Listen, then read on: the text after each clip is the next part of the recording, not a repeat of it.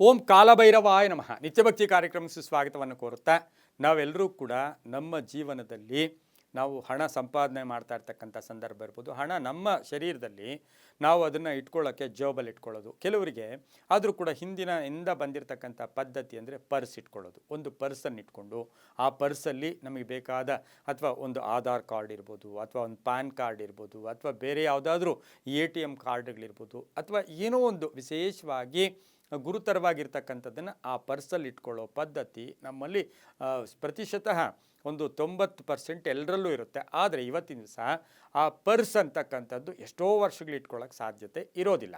ಆ ಪರ್ಸ್ ಬದಲಾಯಿಸ್ಕೊಳ್ಳೋದು ಹೇಗೆ? ನಮ್ಮಲ್ಲಿ ಏನಾಗುತ್ತೆ, ರೋಡಲ್ಲಿ ಹೋಗ್ಬಿಟ್ಟು ಅಥವಾ ಒಂದು ಅಂಗಡಿಯಲ್ಲಿ ಹೋಗಿ ಒಂದು ಪರ್ಸ್ ತೊಗೊಂಡು ಈ ಹಳೆ ಪರ್ಸನ್ನು ಬಿಸಾಕೋದು, ಅದು ಕೂಡ ಪದ್ಧತಿ ಅಲ್ಲ. ಹಾಗೆ ಪರ್ಸನ್ನು ತೊಗೊಂಬಂದು ಯಾರೋ ಗಿಫ್ಟ್ ಕೊಡ್ತಾರೆ, ಆ ಪರ್ಸನ್ನು ತಕ್ಷಣವೇ ಬದಲಾಯಿಸ್ಕೊಳ್ಳೋದು ಪದ್ಧತಿ ಅಲ್ಲ.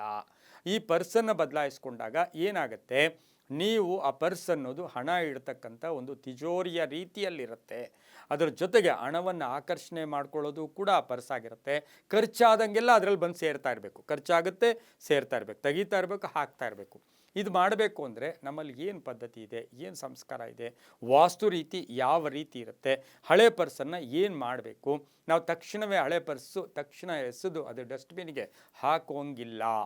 ಹಾಕಿದ್ದೆ ಆದರೆ ನಿಮ್ಮ ಹಣಕಾಸಿನ ವಹಿವಾಟುಗಳಲ್ಲಿ ಸಾಕಷ್ಟು ಬದಲಾವಣೆಗಳಾಗುತ್ತೆ. ಇವೆಲ್ಲವೂ ನಿಜಾನ, ನಂಬಿದವ್ರಿಗೆ ನಿಜ, ಫಾಲೋ ಮಾಡೋರಿಗೆ ನಿಜ. ಹಾಗೆಯೇ ಸನಾತನೋ ನಿತ್ಯ ನೂತನ ಅಂತ ಕರಿತೀವಿ. ಅದರ ಜೊತೆಗೆ ನಿಮ್ಮ ನಂಬಿಕೆ ಕರೆಕ್ಟಾಗಿದ್ದರೆ ಅದು ಕೂಡ ನಡೀತಕ್ಕಂಥದ್ದು ಕೂಡ ಆಗಿರುತ್ತೆ. ಹೊಸ ಪರ್ಸು ಖರೀದಿಸುವಾಗ ನೀವು ಹಳೆ ಪರ್ಸನ್ನು ಏನು ಮಾಡ್ತೀರಾ, ಹಳೆ ಪರ್ಸಿನ ಜಾಗಕ್ಕೆ ತಕ್ಷಣವೇ ಹೊಸ ಪರ್ಸು ಇಡೋಂಗೆ ಇಲ್ಲ. ಆದರೆ ನಾವೇನು ಮಾಡಬೇಕು, ಆ ಹಳೆ ಪರ್ಸಿನಲ್ಲಿ ಹೊಸ ಪರ್ಸ್ ತೊಗೊಂಡೋದಾಗ ಒಂದಷ್ಟು ಅಕ್ಕಿ ಕಾಳು ತೊಗೊಂಡು ₹1 ಕಾಯಿನ ತೊಗೊಂಡು ಹಳೆ ಪರ್ಸಲ್ಲಿಟ್ಟು ಅದನ್ನು ಮನೆಯಲ್ಲಿ ದೇವರ ಮನೆಯಲ್ಲೋ ಅಥವಾ ಬೀರುವಲ್ಲೋ ಇಟ್ಟು ಒಂದು ದಿನ ಆ ಅಕ್ಕಿ ಕಾಳು ಮತ್ತು ಆ ₹1 ನೀವು ತಂದಿರೋ ಹೊಸ ಪರ್ಸನ್ನು ಆ ಪರ್ಸಿಗೆ 4 ಅಕ್ಕಿ ಕಾಳು, ವೈಟ್ ಅಕ್ಕಿ ಕಾಳಾದರೂ ಪರವಾಗಿಲ್ಲ, ಬಿಳಿ ಅಕ್ಕಿ, ಅದರ ಅರಿಶಿನ ಅಕ್ಕಿನೇ ಬೇಕು ಅಂತಿಲ್ಲ, ಆ ₹1 ಕಾಯಿನನ್ನು ನಮ್ಮಲ್ಲಿ ಕೆಲವರು ಏನು ಮಾಡ್ತಾರೆ, ಮಕ್ಕಳಿಂದ ಇಡಿಸ್ತಕ್ಕಂಥದ್ದು, ಮಡದಿಯಿಂದ ಇಡಿಸ್ತಕ್ಕಂಥದ್ದು, ಅಮ್ಮನ ಕೈಯಲ್ಲಿ ಇಡಿಸ್ತಕ್ಕಂಥದ್ದು, ಅಪ್ಪನ ಕೈಯಲ್ಲಿ ಅಥವಾ ನಮಗೆ ಬೇಕಾದವ್ರ ಕೈಯಲ್ಲಿ ಅದ್ರ ಇಡಿಸ್ಕೊಳ್ಳೋ ಪದ್ಧತಿ ಇದೆ. ಇಡಲೇಬೇಕು ಅಂತ ಏನೂ ಇಲ್ಲ. ಆದರೆ ಆ ಅಕ್ಕಿ ಕಾಳು ಆ ₹1 ಹೊಸ ಪರ್ಸ್ಗೆ ಹಾಕಿ ಅದರಲ್ಲಿ ಇಟ್ಟು ಪ್ರಾರ್ಥನೆ ಮಾಡಿ ಅದರಲ್ಲಿರೋದೆಲ್ಲ ಇದಕ್ಕೆ ಟ್ರಾನ್ಸ್ಫರ್ ಮಾಡಿ ತಕ್ಷಣ ಅದನ್ನೆತ್ತಿ ಡಸ್ಟ್ಬಿನ್ಗೆ ಹಾಕೋಂಗಿಲ್ಲ. ಅದು ಕನಿಷ್ಠ 3 ದಿನ ಆದರೂ ಕೂಡ ನಿಮ್ಮ ಮನೆಯಲ್ಲಿ ಇರಬೇಕು. 3 ದಿನದ ನಂತರ ನಿಮ್ಮ ಮನೆಯ ಡಸ್ಟ್ಬಿನ್ಗೆ ಹಾಕಬೇಡಿ. ಹೋಗ್ತಾ ದಾರಿಯಲ್ಲೋ ಅಥವಾ ಎಲ್ಲೋ ಒಂದು ಕಡೆ ಅದನ್ನು ಹಾಕೋದ್ರಿಂದ ನಿಮಗೆ ಶುಭ ಆಗ್ತಕ್ಕಂಥದ್ದು ಕೂಡ ಆಗಿರುತ್ತೆ. ಇದು ಒಂದು ತಂತ್ರ ಪದ್ಧತಿ.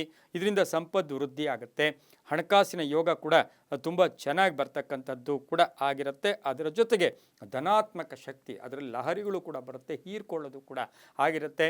ಇನ್ನು ಯಾವ ರಾಶಿಗೆ ಯಾವ ಪರ್ಸು, ಯಾವ ಕಲರು, ಅದೆಲ್ಲ ನಿಮ್ಮ ಮೇಲೆ ಡಿಪೆಂಡ್ ಆಗುತ್ತೆ. ಆದರೆ ಪರ್ಸಲ್ಲಿ ಏನಾಗಿರುತ್ತೆ, ಕೆಲವರು ತಂದೆ ತಾಯಿಗಳ ಫೋಟೋ ಇಟ್ಕೋತಾರೆ, ದೇವರ ಫೋಟೋ ಇಟ್ಕೋತಾರೆ, ಕೆಲವರು ಅವ್ರಿಗೆ ಇಷ್ಟವಾದ ಒಬ್ಬರ ಫೋಟೋ ಕೂಡ ಇಟ್ಕೋಬಹುದು. ಅದೆಲ್ಲ ಅವರವರ ಭಾವಕ್ಕೆ, ಅವರವರ ಭಕ್ತಿಗೆ. ನಾವು ಅದನ್ನೆಲ್ಲ ಕ್ವಶನ್ ಮಾಡೋಕ್ಕೆ ನಮಗೆ ಹಕ್ಕಿಲ್ಲ. ಜೊತೆಗೇನು ಅಂದರೆ ಹಳೆ ಪರ್ಸನ್ನು ಎಷ್ಟು ಪರಿಶುದ್ಧವಾಗಿ ನೋಡ್ಕೋತೀರೋ ಅಷ್ಟು ಶುಭ ಕೂಡ ಆಗ್ತೈತೆ. ಆದರೆ ಅದನ್ನು ನೀರಿಗೆ ಹಾಕೋದು ಬೇಡ. ಏಕೆಂದರೆ ಹಳೆ ಪರ್ಸಿನಲ್ಲಿ ರಾಹುವಿನ ಪ್ರಭಾವ ಜಾಸ್ತಿ ಇರುತ್ತೆ. ನೀವು ಸ್ವಲ್ಪ ನೆಗ್ಲೆಕ್ಟ್ ಮಾಡಿದ್ದೆ ಆದರೆ ಆ ರಾಹು ಪ್ರಭಾವ ನಿಮಗೆ ಹಣಕಾಸು ಪೂರ್ತಿ ಬರದೇನೆ ಮಾಡಿಬಿಡುತ್ತೆ. ಅದಕ್ಕೆಷ್ಟು ಗೌರವ ಕೊಡ್ತೀರೋ, ಎಷ್ಟು ದಿವಸ ನೀವು ಅದನ್ನು ಉಪಯೋಗಿಸ್ಕೊಂಡಿದ್ದೀರಾ, ನಂತರ ಅದಕ್ಕೆ ಅಷ್ಟು ಗೌರವ ಕೊಟ್ಟರೆ ಆ ಗೌರವದಿಂದ ನಿಮಗೆ ಹಳೆ ಪರ್ಸನ್ನು ನೀವು ಬಿಸಾಡುವಾಗ ಹಳೆ ಪರ್ಸನ್ನು ಇಟ್ಕೊಳ್ಳೋ ಮೆಥಡ್ ಏನಿದಲ್ವಾ, ಆ ಹಳೆ ಪರ್ಸನ್ನು ನೀವು ಅಷ್ಟು ಚೆನ್ನಾಗಿ ನೋಡ್ಕೊಂಡಿದ್ದೆ ಆದರೆ ಹೊಸ ಪರ್ಸ್ಗೆ ನಿಮಗೆ ಅಷ್ಟು ಹಣಕಾಸು ಬರೋಕ್ಕೂ ಕೂಡ ಸಾಧ್ಯತೆ ಇರುತ್ತೆ. ಅದಕ್ಕೆ ಹೇಳ್ತಾ ಇರ್ತೀವಿ, ಯಾವಾಗಲೂ ಕೂಡ ಹಳೆಯದನ್ನು ಮರಿಬಾರ್ದು, ಹಳೆಯದನ್ನು ನಾವು ದೂಷಿಸಬಾರ್ದು. ಹಳೆಯದ ಬಗ್ಗೆ ನೆನಪಿದ್ದಾಗ ಹೊಸದು ನಮಗೆ ಚೆನ್ನಾಗೇ ಇರುತ್ತೆ ಅಂತ ಹೇಳ್ತಾ, ನೀವು ಪರ್ಸ್ ಚೇಂಜ್ ಮಾಡಬೇಕಾದ್ರೆ ಇದನ್ನು ಒಂದು ಪಾಲನೆ ಮಾಡಿಕೊಂಡು ಹೋಗಿದ್ದೆ ಆದರೆ ತುಂಬಾ ಒಳ್ಳೆಯದಾಗುತ್ತೆ ಅಂತ ಹೇಳ್ತಾ, ಎಲ್ಲವೂ ಕೂಡ ಅವರವರ ನಂಬಿಕೆಗೆ ಬಿಟ್ಟಿದ್ದು ಅಂತ ಹೇಳ್ತಾ, ಸರ್ವೇ ಜನ ಸುಖಿನೋ ಭವಂತು, ಸಮಸ್ತ ಸನ್ಮಂಗಳಾನಿ ಭವಂತು.